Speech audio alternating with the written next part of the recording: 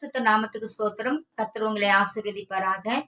ஆண்டவராக இயேசுவின் நாமத்தினாலே உங்களை வாழ்த்தி வரவேற்கிறேன். இன்றைய தினத்திலும் ஆண்டவராக இயேசு உங்கள் மத்தியிலே உங்களுக்கு கொடுக்கிற வார்த்தை மீகாவின் புஸ்தகம் 7ஆம் அதிகாரம் 15வது வசனம். உன்னை அதிசயங்களை காண பண்ணுவேன் என்று சொல்லியிருக்கிறார். இந்த நாளிலும் ஆண்டவர் உங்களை அதிசயங்களை காண பண்ணுவார். காரணம், அவர் கொடுத்த வாக்குத்தத்தம் என்றைக்கு மாறாது. என் வாழ்க்கையில் அந்த அதிசயங்களை செய்வேன் என்று வாக்கு கொடுத்தார். அதன்படி நடத்தினார். எனக்கு அருமையான பிள்ளைகளே, ஒரு நாள் 2004ஆம் வருஷத்திலே நான் மிகவும் ஆண்டவரை ஏற்றுக்கொண்டது நிமித்தமாய் வீட்டில் மிகவும் நெருக்கப்பட்டு கொடுமைப்படுத்தப்பட்டு என் கணவனால் பயங்கரமான பிரச்சனையெல்லாம் சந்திக்கக்கூடிய சூழ்நிலை ஏற்பட்டது. அந்த நாளில் அவர் உடனே என்ன செஞ்சிட்டாரு, ரொம்ப பொறுத்து பார்த்துட்டு, இனிமேட்டுக்கு நீ எவனா சொன்னாலும் கேட்க மாட்டேங்கிற, இனிமேல் என்ன பண்ணக்கூடாது, நீ ஊழியம் பண்ணக்கூடாது, சர்ச்சுக்கு போகக்கூடாது, யாருக்கு பிசாசு ஓட்டக்கூடாது, பேய்க்கூடாது, அங்கே கொடுத்தக்கூடாது, பயங்கரமான பிரச்சனை பண்ணி என்னை வீட்டை விட்டு வெளியே புறப்பட வச்சுட்டாரு. வீட்டை விட்டு வெளியே போ, நான் வேணுமா இயேசு வேணுமா, சொத்து வேணுமா உனக்கு ஊழியம் வேணுமா, ரெண்டில் முடிவெடுத்து இயேசு வேணும்னு சொன்னால் நீ வெளியே தான் போகணும், இயேசு இல்லைன்னா உள்ளே வரணும் அப்படின்னு சொல்லிட்டு நின்று என்னை அடித்து பயங்கரமாக அடிச்சுட்டு என்னை வீட்டை விட்டு துரத்திட்டாரு. அந்த நாளில் பார்த்தீங்கன்னா ஒரு என்னுடைய ஹேண்ட்பேக்கில் ஒரு 75 காசு இருந்தது. அவ்வளவுதான். ஒரு பைபிள், ஒரு சகோதரி எனக்கு ஒரு பட்டுப்புடவை வாங்கி கொடுத்துருந்தாங்க. அன்றைய தினத்தில் ஒரு கல்யாணத்துக்கு ஒரு ஊருக்கு புறப்படுறாரு, எங்கள் கிராமத்துக்கு, எங்கள் திருத்துறைப்பூண்டிக்கு. நம்மளை கூப்பிட்டா இவர் பின்னால் போகலான்னு ஆல்ரெடி எடுத்தாந்து கொஞ்சம் ஹாலில் வச்சுருந்தேன். என்னோடய ஹேண்ட்பேக்கும் அந்த கவரையும் தூக்கி ரோட்டில் வீசி அடிச்சுட்டு, இந்த இனிமேட்டு பைபிள்லாம் இங்கே வீட்டில் வைக்கக்கூடாது, இந்த எந்த இருக்கு உன்னோட பொருள் எதுவும் இருக்கக்கூடாதுன்னு தூக்கி வெளியே அடிச்சுட்டு கேட்டை பூட்டிட்டு என் மகள் பிரியாவை கூப்பிட்டுக்கிட்டு அவர் ஊருக்கு கிளம்பிட்டார். நான் ரோட்லேயே நின்று அழுதுகிட்டே இருந்தேன். என் குழந்தை பிரியா அழுகுறா, அம்மா அம்மான்னு அழுகுறா. அந்த பொண்ணை பயங்கரமாக திட்டி கூட்டிகிட்டு போயிட்டார். ரொம்ப கஷ்டமாச்சு. அன்றைக்கி நாளெல்லாம் மாடி மேலே உட்காந்து அந்த வீட்டுக்கு ஹவுஸ் 2 வீடு கட்டி வாடகைக்கு விட்டுருந்தேன். அந்த பக்கம் வழி, அந்த வழியாக போய் மாடி மேலே உட்காந்து அழுது ஜெபம் பண்ணிட்டுருந்தேன். இப்படியே ஒரு 2 நாள் போச்சு. 3வது நாள் எனக்கு ரொம்ப கஷ்டமாயிட்டு, பசி ஒரு பக்கம். அந்த கிணத்துல இருக்க தண்ணியை மொண்டு குடிச்சிட்டு 3 நாள் வரைக்கும் அங்கே இருந்தேன். 4வது நாள் பார்த்தீங்கன்னா, அந்த 3வது நாள் நைட்டு எனக்கு சொப்பனத்தின் மூலமாக சகோதரி எஸ்தர் ராஜாத்திகை ஆண்டவர் எனக்கு வெளிப்படுத்தினார். அவங்க வீட்டுக்கு நான் போனேன். அவங்க வீட்டுக்கு போகும்பொழுது அவங்ககிட்ட நான் என்னென்னு கேட்டேன், இப்படி இருக்கிறீங்களே, வீட்டில் பிரச்சனைன்னு கேட்டாங்க. ஆமாம், இந்த மாதிரி சூழ்நிலை, என்னை வீட்டை விட்டு அவர் துரத்திட்டு அவர் ஊருக்கு போயிட்டார். வீட்டெல்லாம் போட்டு போயிட்டார். சிஸ்டர் 2 நாள் வரைக்கும் நான் பசியோடு தான் வீட்டில் தான் இருந்தேன். என்னால் அதுக்கு மேலே ஒன்றும் பண்ண முடியல. நேற்று ராத்திரி தூக்கத்தில் உங்களை ஆண்டவர் வெளிப்படுத்தினார், அதனால நான் உங்களை பார்த்துட்டு போகிறதுக்காக வந்தேன் அப்படின்னு சொல்லும் பொழுது அவங்க ரொம்ப மனசு கஷ்டப்பட்டு, இந்த மாதிரி செஞ்சுட்டிங்களே, முன்னாலே வரக்கூடாதா, நீங்கள் நம்ம வீட்டுக்கு வர வேண்டியது தானே, ஏன் 2 நாளாக நீங்கள் பட்னியாக வீட்டில் இருந்தீங்கன்னு. இல்லை, எனக்கு என்ன செய்கிறதுன்னு தெரியல, 2 இரவு போயிடுச்சு, 3வது இரவு தான் உங்களை ஆண்டவர் வெளிப்படுத்துனதுனால இன்றைக்கி நான் வந்தேன். சிஸ்டர், இந்த மாதிரி அவர் ஊருக்கு போயிட்டாரு, ஊருக்கு போகிறதுக்கு எனக்கு பைசா வேணும், அதனால் என்கிட்ட காசு இருந்தால் நீங்கள் கொடுத்தீங்கன்னா ஊரில் போனால் எங்கள் அண்ணன் தம்பி எங்கள் சொந்தக்காரங்களாம் வருவாங்க, இவரை கூப்பிட்டு வச்சு பேசலாம் அப்படின்னு சொன்னேன். அப்பா அவங்க காசு இல்லை, என்கிட்ட உண்டியில் தான் நான் சேர்த்து வச்சுருக்கிறேன், சில்லற காசு தான் இருக்குன்னு சொல்லி மண் உண்டியில் உடச்சி அதிலேருந்து பொறுக்கி ஒரு 200 பக்கம் இருந்துச்சு, 200 இருந்தது. கரெக்டாக அந்த 200 கொடுத்தாங்க. வெறும் சில்லறை. அந்த சில்லறையை கொண்டு போய் மளிகை கடையில் கொடுத்துட்டு, என்னை சில்லறையை கொண்டு போய் நான் டிக்கெட்லாம் வாங்க முடியுமா, நான் அந்த எண்ணி கொடுத்துக்கிட்டு மளிகை கடையில் கொடுத்துட்டு நோட்டு வாங்கிட்டு நான் ஊருக்கு கிளம்பிட்டேன். அந்த 200 ஒரு 20 எடுத்து ஹேண்ட்பேக்கில் வச்சுட்டு மிச்சத்தை 180 கையில் வச்சுக்கிட்டு நான் டிக்கெட் எடுத்துகிட்டு ஊருக்கு போனேன். ஊரில் போய் இறங்கின பிறகு ரயில்வே ஸ்டேஷனுக்கு போன பிறகு இந்த கட்டிட்டு போன பழைய புடவையோ அங்கே இந்த புது புடவை எடுத்து கட்டிக்கிட்டு கல்யாணத்துக்கு போனேன். ஒரே ஆச்சரியம் அவருக்கு. இவகிட்ட காசு இல்லை, பணம் இல்லை, ஒன்றுமே கொடுக்கல, இவளை வீட்டை விட்டு வெளியே விட்டுட்டு வந்தேன், இவ எப்படி இந்த எல்லாம் கல்யாணத்துக்கு இவ்வளோ தூரத்துக்கு எப்படி வந்தான்னு அவருக்கு ஆச்சரியம். அப்புறம் எங்கள் சொந்தக்காரெலாம் கூப்பிட்டாங்க, பார்த்தாங்க, பேசுனாங்க, விஷயத்தை சொன்னேன். திருமணம் முடிஞ்ச பிறகு எங்கள் அண்ணன் தம்பிங்கெல்லாம் சொந்தக்காரை கூப்பிட்டு வச்சு, இந்த மாதிரி இவர் என்னை வீட்டை விட்டு வெளியே துரத்தி போட்டு வந்துட்டாரு, நான் இந்த மாதிரி இவ்வளோ கஷ்டப்பட்டுட்டு நான் இன்னைக்கு 3-4 நாளாக இருந்து வந்திருக்கேன், அவர்கிட்ட என்ன ஏதுன்னு என்னை கேட்டு சொல்லுங்கன்னு எங்கள் அண்ணன், என் தம்பி, எங்கள் அண்ணன் தம்பிங்க 3 பேர் அங்கே இருக்கிறாங்க. 3 அண்ணன் ஒரு தம்பி, அதில் ஒருத்தர் இங்கே சென்னையில் இருந்தார். நான் 3 பேர் அங்கே அது கல்யாணத்துக்கு வந்தாங்க. எங்கள் சொந்தக்காரங்களும் பேசுனாங்க. எதற்குமே அவர் அசைஞ்சு கொடுக்கல, முடியவே முடியாது. இவ ஏசுன்னு சொன்னால் இனிமேல் இவளுக்கு வாழ்க்கையே கிடையாது. ஏசு இல்லை, நான் நான் கும்பிடுற தெய்வத்தை தான் இவ வணங்கணும், இவ பூ வைக்கணும், பொட்டு வைக்கணும், விக்கிரக ஆராதனை பண்ணணும், என் பேச்சு கேட்டான்னா இப்பயே சொல்லுங்க, கூப்பிட்டு போகிறேன். ஏசு வேணும்னு சொன்னான்னா இவன் எனக்கு தேவையே இல்லை அப்படின்ட்டாரு. அப்போ நான் அவங்க எங்கள் சொந்தக்காரங்க சொன்னாங்க, அம்மா அவர் என்ன சொல்கிறாரோ அந்தபடியே கேளுமான்னு சொன்னாங்க. நான் சொன்னேன், அவர் சொல்வழி தான் கேட்குறேன், ஆனால் இயேசுவை மட்டும் என்னால் விட்டு கொடுக்க முடியாது. நான் விக்கிரகத்தை வணங்க மாட்டேன். மற்றபடி மனைவிங்கிற ஸ்தானத்தில் அவருக்கு நான் எது வேணாலும் நான் செய்கிறேன், எல்லா கடமைகளும் செய்கிறேன், தாய்ங்கிற கடமையில் பிள்ளைங்களுக்கு செய்கிறேன் அப்படின்னு சொன்னேன். ஒத்துக்கவே இல்லை. ஊர்லேயே விட்டு வந்துட்டாரு. ஒரு அங்கேயே தங்குற மாதிரி ஆயிடுச்சு. திருப்பி வர்றதுக்கும் எங்கிட்ட பைசா இல்லை. அங்கேருந்து சென்னைக்கு வர்றதுக்கும் பைசா இல்லை. அங்கே இருந்த உறவினர்களும் மிக அன்பானவர்கள். ஆனால் இந்த இயேசுவை ஏற்றுக்கிட்டே இவங்ககிட்ட போய் நம்ம என்ன உறவு வச்சுக்கணும்னு சொல்லி அவங்களும் என்னை யாருமே கண்டுக்கல. அப்புறம் திடீரென்று சொல்லி நான் சென்னைக்கு புறப்படுற நாள் வந்தது. 9ஆம் தேதி ஒரு மீட்டிங்கு. 1ஆம் தேதியிலேருந்து 8ஆம் தேதி வரைக்கும் நான் அங்கே இருந்தேன். 8ஆம் தேதி நைட்டு நான் ஊருக்கு வந்தால் தான், கிளம்புனா தான் சென்னைக்கு வர முடியும் மீட்டிங் நடத்துறதுக்கு. அந்த எஸ்தர் அம்மா வீட்டில் நடத்திட்டு இருந்தேன். அப்போ என்ன செய்யறதுன்னு சொல்லி பார்க்கும்பொழுது அந்த 20 ரூபாய் எடுத்து வச்ச 20 ரூபா தாங்க இருந்தது. உண்மையான சாட்சி. அப்புறம் உடனே அந்த தாத்தா வந்தார், ஒரு தாத்தா, அந்த மாப்பிள்ளைக்கு தாத்தா. அவர் வந்து, என்ன பிள்ளை நீ ஏதோ மந்திரம் பண்ணுறியாமே, மந்திரம் பண்ணினா உடம்பெல்லாம் நல்லா போயிடுதுன்னு சொல்கிறாங்க, எனக்கு கொஞ்சம் மந்திரம் பண்ணி விடனார். மந்திரம்னா அவர் ஜபத்தை தான் மந்திரன்னு சொன்னார். உடனே அவருக்கு தேங்காய் எண்ணெய் எடுத்து காலில் ஜபம் பண்ணி ஆண்டவர் நாமத்தை மகிமைப்படுத்தி, ஆண்டவரே ஏசப்பா அவருக்கு பூர்ண சுகத்தை கொடுங்கன்னு உடனடியாக அந்த கால் வலி அவருக்கு நின்றா போயிடுச்சு. அந்த வீக்கமெல்லாம் மறைஞ்சி போச்சு. உடனே அவர் என்ன பண்ணாருன்னா, ஒரு 20 ரூபாய் எடுத்து என்கிட்ட கொடுத்து, இந்தாம்மா நீ கொண்டு இதுக்கு வச்சு தர்ஷனை வச்சுக்கோ அப்படி சொல்லி கொடுத்தாரு. ஒரு பக்கம் காசு வேணும், ஒரு பக்கம் மனசு கஷ்டமாக இருக்குது வாங்குறதுக்கு. ஆனாலும் எனக்கு தேவை இருந்ததுனால அந்த 20 ரூபா வாங்கிட்டேன். ஏற்கனவே என்கிட்ட 20 ரூபா இருக்குது. இந்த ஒரு 20 40 ரூபா ஆயிடுச்சு. இவர் ஓடி போய் அவங்க மருமக கிட்ட என்ன சொன்னார், ஏப்ல இந்த மாதிரி சென்னையிலேருந்து ஒரு பொண்ணு வந்துச்சே, அது எனக்கு மந்திரம் பண்ணிச்சுமா காலில், எனக்கு கால் நல்லா போயிட்டு ஓடு ஓடு அந்த பிள்ளை ஊருக்கு கிளம்புது, நீ போய் பண்ணிக்கோ. அந்த அம்மாவுக்கு ரொமேட்டிக் பெயின் வந்து கால் வந்து ரொம்ப வீங்கி போய் ரொம்ப நடக்க முடியாமல் இருந்த, மூட்டு ஜாயிண்ட் பெயின் இருந்தது, ஜாயிண்ட் எல்லாம் வலிச்சிட்டு இருந்துச்சு அவங்களுக்கு ரொம்ப வருஷமாக.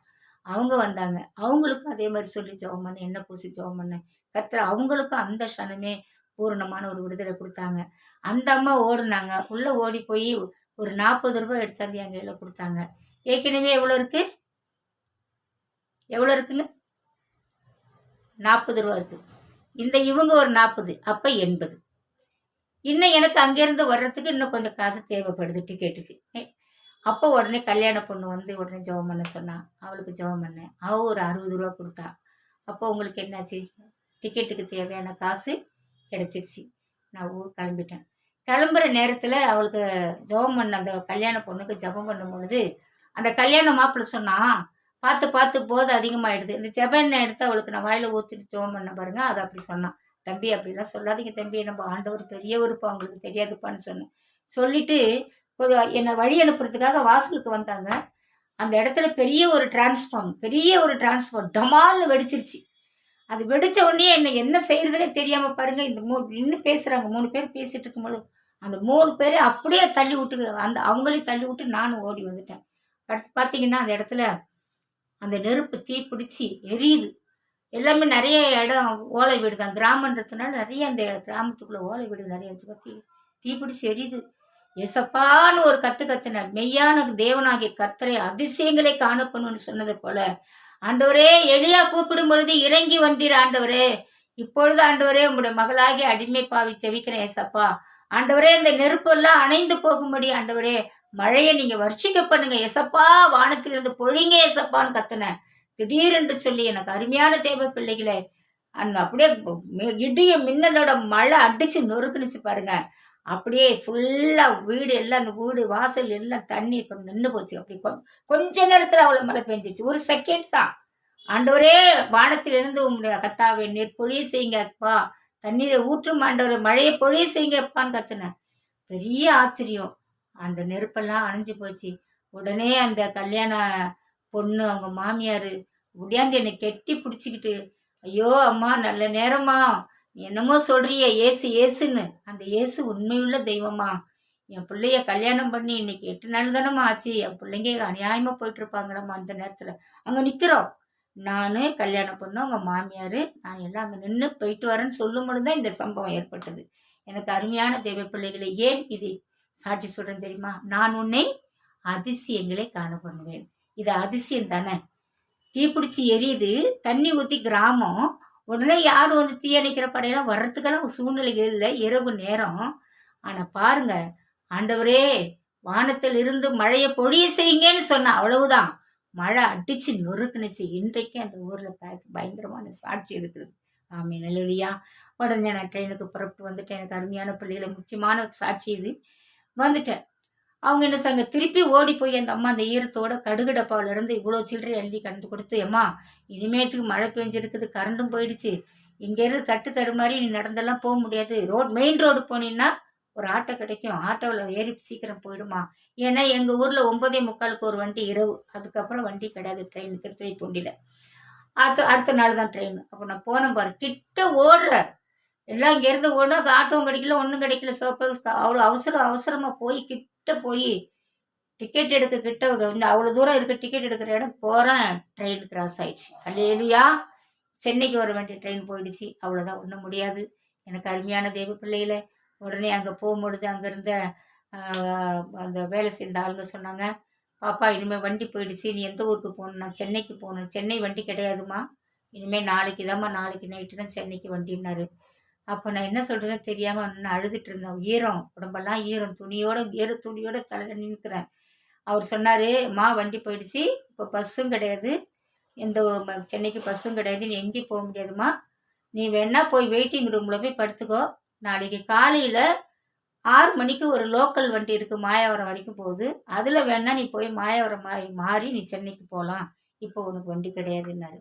என் உள்ளத்தில் ஆண்டவர் பேசுகிறாரு, எனக்கு அருமையான பிள்ளைகளை, வண்டி இருக்குங்கிற உணர்வு எனக்கு ஆண்டவர் கொடுத்து, நான் சொல்கிறேன், இல்லை தாத்தா வண்டி வரும் தாத்தா அப்படிங்கிறேன். ஏம்மா 30 வருஷமாக நான் இங்கே வேலை செய்கிறேன், எனக்கு தெரியாதா நீ உனக்கு வண்டி இருக்குது சொல்கிற, நீ பார்த்தா நல்ல பொண்ணு இருக்கிற, நல்ல பொண்ணு மாதிரி பேசு, பைத்தியம் மாதிரி பேசுறியா சொல்லிட்டு திட்டினாரு. இல்லை தாத்தா, ஆண்டவர் சொல்கிறார் தாத்தா வண்டி வருதுன்னு. எனக்கு அருமையான தேவ பிள்ளைகளே, இது என்ன அர்த்தம்? நான் உன்னை அதிசயங்களை காண பண்ணுவேன். பாருங்க, அந்த நேரத்தில் நம்ம ராமேஸ்வரத்துல இருந்து திருச்சி வழியாக வர்ற ட்ரெயின் திருச்சிக்கிட்ட வந்த உடனே, திருச்சி அரியலூர்கிட்ட அந்த பக்கம் வந்த உடனே, திருச்சிக்கிட்ட வந்த உடனே தண்டவாளம் உடஞ்சிருச்சான். ட்ரெயின் தண்டவாளம் உடஞ்சி, மழை பெஞ்சு தண்டவாளம் உடஞ்சி ட்ரெயின் வர முடியல சென்னைக்கு. அந்த ட்ரெயின் எப்படி திருப்பி ரிட்டன் வந்து பட்டுக்கோட்டை முத்துப்பேட்டை வழியாக வருது. எங்கேருந்து வருது? திருத்துறைப்பூண்டி லைனில் வருது. திருச்சி எங்கே இருக்குது, திருத்துறைப்பூண்டி எங்கே இருக்குது, ஒன்றுக்கு ஒன்று சம்மந்தமே இல்லை. ஆனால் ஆண்டவராகி இயேசு நம்மளுடைய மகள் வந்து இவ்வளோ வாஞ்சியாக நமக்காக வைராக்கியமாக இருக்கிறாளே, இவன் நாளைக்கு ஊழியத்துக்கு போகணுமே, இது தடை பண்ணக்கூடாதுன்னு ஆண்டவராகி இயேசு தண்டவளத்தையே 2ஆக உடைச்சி அந்த ட்ரெயினை திருப்பி ரிட்டன் அனுப்பிச்சு பட்டுக்கோட்டை முத்துப்பேட்டை வழியாக வந்து எங்கள் திருத்துறைப்பூண்டிக்கு வருது. நைட்டு 12 மணிக்கு வண்டி வருதுமான்னு யார் வந்து சொன்னா? யார் சொன்னாங்களோ அந்த வேலை செய்கிற ஆள் வந்து உடனே சொன்னாரு, அம்மா நீ ரொம்ப அதிர்ஷ்டகார பிள்ளைமான்னாரு. என்ன தாத்தா அப்படின்னேன். அம்மா 12 மணிக்கு வண்டி வருதுமான்றாரு. என்ன தாத்தா சொல்கிறீங்க? நான் சொன்னேன்ல தாத்தா வண்டி வரும்னு சொன்னேன். நல்லா போ சொன்னேன். ஆமாம், இந்த மாதிரி திருச்சியில் மழை பெஞ்சு தண்டவாளம் உடஞ்சிடுச்சான், அந்த வண்டி திருப்பி ரிட்டன் இந்த பக்கம் விட்டு பட்டுக்கோட்டை வழியாக வந்து இப்போ திருத்துறைப்பூண்டிக்கு 12 மணிக்கு வருதுமா, நீ ரெடியாக இரு போகலான்னு சொன்னார். இல்லையா? பாருங்கள் எவ்வளவு பெரிய அதிசயம். காரணம், இயேசுக்காக நாம் வைராக்கியமா இருக்கும் பொழுது ஆண்டவராக இயேசு நமக்கு அதிசயங்களை செய்வார், அற்புதங்களை செய்வார். நான் நிற்கிறதோ திருத்துறைப்பூண்டி, வண்டி தண்டவாளம் உடஞ்சதோ திருச்சி அரியலூர் சைடு. எங்கேருந்து வண்டியை திருப்பி விட்டு அப்படியே ரிவர்ஸில் வந்து வண்டி வந்து திருத்துறைப்பூண்டி வழியாக வந்து சென்னைக்கு வருது. அல்லேலூயா. எனக்கு அருமையான பிள்ளைகளை, தாத்தா ஓடி வந்தார். உன்னை பார்த்தா பாவமாக இருக்குதுமா, இந்தாம்மா கொஞ்சம் டீ கொடுமான்னு கொஞ்சம் டீ கொடுத்தாரு. டீயை குடிச்சிக்கிட்டே நான் அவர்கிட்ட ஆண்டவர் பற்றி பேச ஆரம்பித்தேன். அந்த வண்டி வர்றதுக்குள்ளே, தாத்தா நான் சொன்னேன்ல வண்டி வரும்னு சொன்னேன்ல, நீ கேட்டியாண்ண? ஏம்மா நீ என்னமோ சொல்ல பைத்தியம் நினச்சம்மா நான் உன்னை. ஏன்னா நான் 30 வருஷமாக இங்கே வேலை செய்கிறேம்மா, எனக்கு வண்டியில் அந்த மாதிரி வராதுக்கு வாய்ப்பே இல்லைம்மா. ஆனால் இப்போ அதிசயம் நீ சொன்ன மாதிரி அந்த இயேசு நல்லவர் தாம்மா அப்படின்னு சொன்னார். எனக்கு அருமையான பிள்ளைகளை, உடனே வண்டி ஏறினேன். அவர் கொடுத்த டீயை வாங்கி குடித்தேன். அந்த ஈர துணியோடு ட்ரெயினை ஏறி சென்னைக்கு வந்தேன். இங்கே சென்னையில் அந்த சிஸ்டர் எஸ்தர் ராஜாத்தி உட்காந்து அழுதுட்டு இருக்காங்களா. ஐயோ போனேன். அப்போ வந்து ஃபோனெல்லாம் கிடையாது. அப்போ வந்து இந்த சிஸ்டர் என்னானாங்களோ ஏதானாங்களோ தெரியலேன்னு சொல்லி கவலைப்பட்டுட்டு அழுது முழங்கால் போட்டு ஜெபம் பண்ணாங்களா. ஆண்டவரே ப்ரேயர் தொடங்குறதுக்குள்ளே பிரேமா சிஸ்டர் வரணும்னு சொல்லி அழுது ஜெபிச்சிருக்காங்க. கரெக்டாக நான் வந்து 9:45 9:45க்கெல்லாம் 10 மணிக்கு ப்ரேயரு, 9:45 அவங்க வீட்டுக்குள்ளே வந்துட்டேன். இன்னும் கெட்டி பிடிச்சி அழுதாங்க. சிஸ்டர் வந்துட்டிங்களா, நீங்கள் ஃபோன் கூட இல்லை, ஃபோன் பேசவும் முடியாது என்னன்னு. அண்ணா ஆண்டவர் உங்களை கொண்டு வந்துட்டாரு, இனிமேல் நீங்கள் எங்கேயும் போகக்கூடாது. உங்கள் வீட்டுக்காரர் என்னைக்கு வந்து மனம் திரும்பி உங்களை கூப்பிட்றாரோ அன்னைக்கு வரைக்கும் நாங்கள் உங்களை பாதுகாக்கிறோம், உங்களுக்கு நாங்கள் சாப்பாடு போடுறோம், எங்கள் அடைக்கலத்தில் இருங்கன்னு சொல்லி தங்க வச்சுருந்தாங்க. எனக்கு அருமையான தேவை பிள்ளைகளே, அவங்களுடைய அடைக்கலத்தில் கொஞ்ச நாள் இருந்தேன். அதுக்கப்புறம் ஆண்டவராக இயேசு என்னை வழிநடத்தி ஒவ்வொரு வழியாக ஒரு வீட்டுக்கு எதிரிலே ஒரு வீட்டை கொடுத்தாரு ப்ரேயருக்கு. இப்படியே நடத்திக்கிட்டு போனோம். கர்த்தராகிய இயேசு கிறிஸ்து நாமத்தினால 2004 வருஷத்திலிருந்து இந்த 2025 வரைக்கும், 2004லேருந்து 2000 இப்போ 25 இல்லையா, 2025 தான் இப்போ. இந்த 25 வருஷம், இந்த இத்தனை வருஷமும் என்னை வழிநடத்தி ஆண்டவர் உங்கள் மத்தியில் சாட்சியாக நிறுத்தியிருக்கிறார். இன்றைக்கு என்னுடைய குடும்பத்தார்கள் அநேகர் ரட்சிக்கப்பட்டிருக்கிறார்கள். இன்றைக்கும் அவருடைய நாமத்தை மகிமைப்படுத்தி கொண்டிருக்கிறோம். எனக்கு அன்பான தேவை பிள்ளைகளை, எப்படிப்பட்ட அதிசயம் பார்த்தீங்களா? ஒரே ஒரு நபருக்காக கப்பர்நகும் ஏறி ஆண்டவர் போனாருங்கிறது வேதத்தை நம்ம பார்க்குறோம் இல்லையா?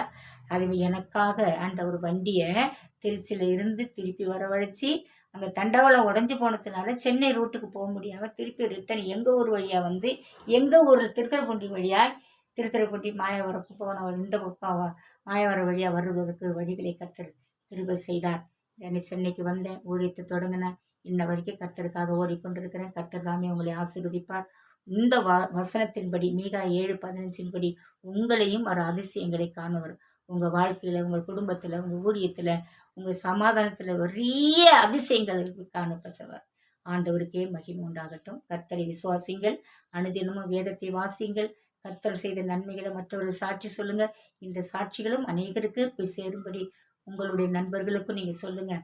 ஆண்டவர் இப்படிலாம் அற்புதம் செய்திருக்காரு அந்த சகோதரிக்கு, நம்ம வந்து வாழ்க்கையில் நாமும் இப்படி ஒரு விசுவாசத்தோடு இருக்க வேண்டும் என்று உங்கள் விசுவாசத்தை கூட்டிக் கொள்ளுங்கள். கர்த்தர் உங்களை ஆசீர்வதிப்பார். ஆமீன். கண்களை மூடி ஜெபிக்கலாம். என் அன்பின் ஆண்டவரே, இந்த ஆசீர்வதிக்கப்பட்ட வேலைக்காக உமக்கு ஸ்தோத்திரம் இயேசப்பா. இந்த சாட்சிகளை சொல்வதற்கும் கர்த்தாவே, நான் உன்னை அதிசயங்களை காண பண்ணுவேன் என்ற வாக்குத்தத்தத்தை இந்த நாளில் மக்கள் கொடுப்பதற்கும் நீர் கொடுத்த கிருபைக்கா ஸ்தோத்திரம். இந்த சாட்சிகளை கேட்ட பிள்ளைகள் அவ்விரதமாய் ஆசீர்வதிக்கும்படி இவர்களையும் சாட்சியா நிறுத்தும். இயேசுவின் நாமத்தில் ஜெபிக்கிறேன் என்று ஜீவனுள்ள நல்ல பிதாவே, ஆமேன். அல்லேலுயா, அல்லேலுயா. தேவனுக்கே மகிமை உண்டாகட்டும்.